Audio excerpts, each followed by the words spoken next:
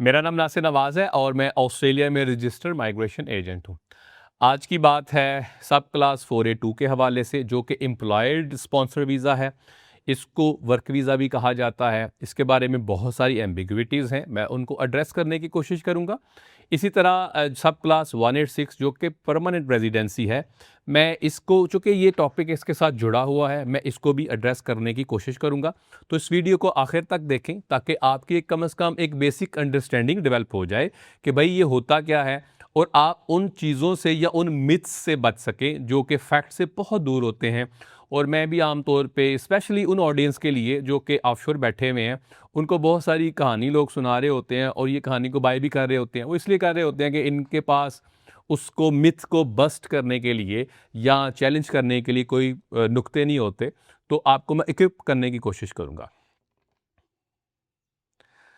अच्छा, जो सब क्लास 4A2 है, सब क्लास 4A2 के अंदर अगर बात की जाए तो इसमें बहुत सारी डेवलपमेंट्स हुई हैं। सब क्लास 4A2 को ने रिप्लेस किया था सब क्लास 4, 5, 7 को। ये एक बड़ा पॉपुलर वीज़ा हुआ करता था 4A2 ने। अच्छा, 4A2 ने भी बड़ी सारी फॉर्म एंड शेप में चेंज होता रहा।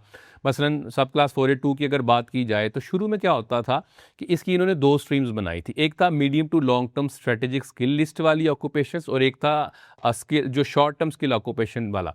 अच्छा, अब क्या था, जो short term skill occupation list थी उस पे पीआर के लिए चांसेस नहीं होते थे। पीआर आप अप्लाई नहीं कर सकते थे। 4A2 पे आप होते थे। 4A2 2 साल के लिए ग्रांट होना, फिर 2 साल के लिए ग्रांट होना, जितनी दफ़ा मर्जी आप लेते रहे, और कंडीशंस भी जुड़ी होती थी।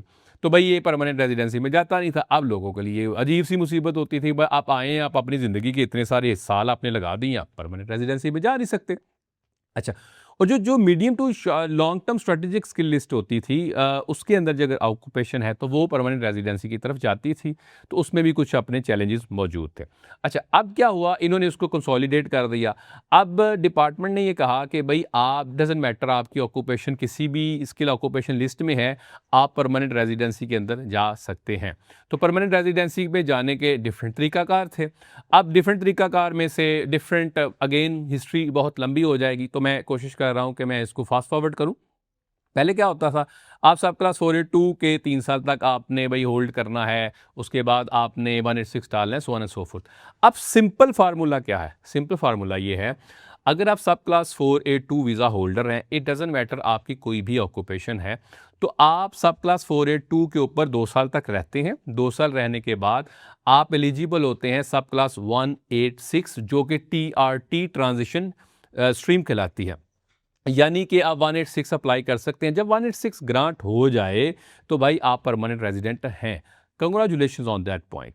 अच्छा, उसके बाद एक और चीज़ है कि जो 186 है, जो कि परमानेंट रेजिडेंसी है, उसको लेने का एक और तरीका है कि आप डायरेक्ट एंट्री स्ट्रीम से भी आ सकते हैं। यानी एक तो स्ट्रीम वो हो गई कि जो कि सब क्लास 4A2 वाले हैं, 2 साल उसके ऊपर रहे, और दूसरे वो हैं, और 186 उसके बाद अप्लाई किया। दूसरे हैं 186, यानी कि डायरेक्ट एंट्री स्ट्रीम के डायरेक्ट ही वो 186 अप्लाई कर सकते हैं।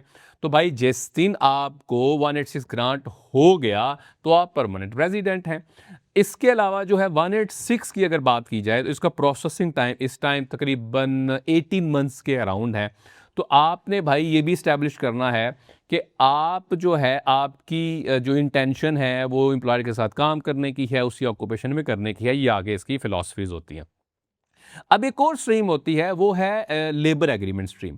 लेबर एग्रीमेंट स्ट्रीम में क्या होता है, ऐसी ऑक्यूपेशंस जो कि उन स्किल ऑक्यूपेशन लिस्ट, जो कि medium to long term strategic skill list है या short term skill occupation list है, इसके अंदर ऑक्यूपेशन नहीं होती। तो वो जो इंडस्ट्रीज़ हैं, डिफरेंट डिफरेंट इंडस्ट्रीज़ का इमिग्रेशन डिपार्टमेंट के साथ कॉन्ट्रैक्ट होता है। चलिए मैं मिसाल लेता हूँ, एक एज केयर इंडस्ट्री की अगर मिसाल लेते हैं, तो एज केयर इंडस्ट्री के अंदर लेट्स से केयरर है, जो कि उसको ये अब एम्प्लॉयर स्पॉन्सर करना चाहता है। अब ये किसी ऑक्यूपेशन लिस्ट में तो है नहीं, तो चूंकि उस इंडस्ट्री जो है, एज केयर इंडस्ट्री के साथ डिपार्टमेंट का एक एग्रीमेंट है, उसको कहते हैं लेबर एग्रीमेंट।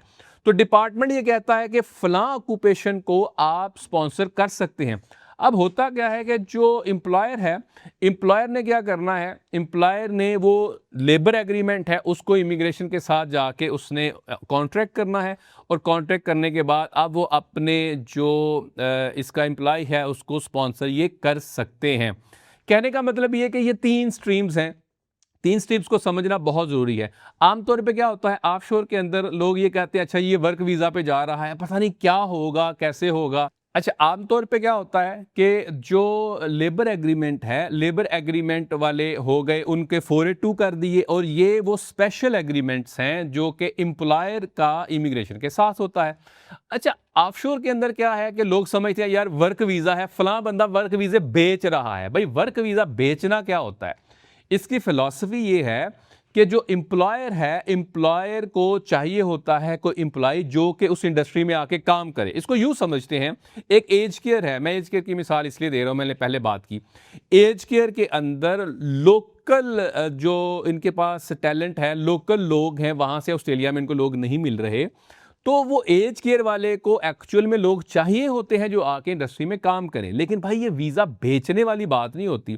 इसमें जैसे मिडल ईस्ट के अंदर अरबाब होता है या गार्डियन होता है कि भाई ये जो है कफ़ील होता है, जैसे कि वो वीज़े दे सकते हैं। इसमें इनका कोई लेन देन नहीं होता।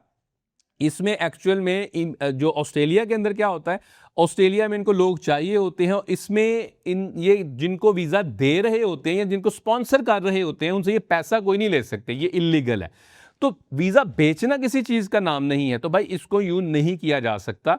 तो आपको ये समझना है कि जो वीज़ा आप ले रहे हैं, ये स्पॉन्सर कर रहा है एम्प्लॉयर आपको, बहुत सारी ऑब्लिगेशन स्पॉन्सर की हैं, यानी स्पॉन्सर ने उसके पैसे करने होते हैं, और बहुत सारी ऑब्लिगेशन एप्लीकेंट की हैं। तो एक दूसरे को इसके लिए पैसे देना कि अब भाई स्पॉन्सर को पैसे देना या स्पॉन्सर का पैसे लेना, ये लीगल नहीं है ऑस्ट्रेलिया के अंदर। तो भाई इस चीज़ को आपने ज़रूर समझना है। तो ऐसा है कि 3 चीज़ें मैंने बात की, एक सब क्लास 482, उसके ऊपर आप रह के आगे TRT 186 में जा सकते हैं। इसी तरह सब क्लास 482 से आगे 186 है। 186 जो है वो एक तो इस तरीके से आए 482 वाले, दूसरा 186 का डायरेक्ट एंट्री स्ट्रीम से भी आप आ गए, और तीसरा लेबर एग्रीमेंट से आया जा सकता है 482 के अंदर भी और 186 के अंदर भी। डिपेंड करता है कि उनका किस तरह का लेबर एग्रीमेंट मौजूद है। मैंने कोशिश की है कि इसको मैं थोड़ा सा आपके लिए कवर कर सकूं, क्योंकि फिर वीडियो बहुत लंबी हो जाती है, और लंबी वीडियो बोरिंग हो जाती है, फोकस पैन नहीं रहता। तो अगर आपका सवाल है, कमेंट है, क्यूरी है, आप कमेंट बॉक्स में कमेंट कर सकते हैं। हमें सपोर्ट करने के लिए, हमारे चैनल को सपोर्ट करने के लिए सब्सक्राइब करें। Thank you.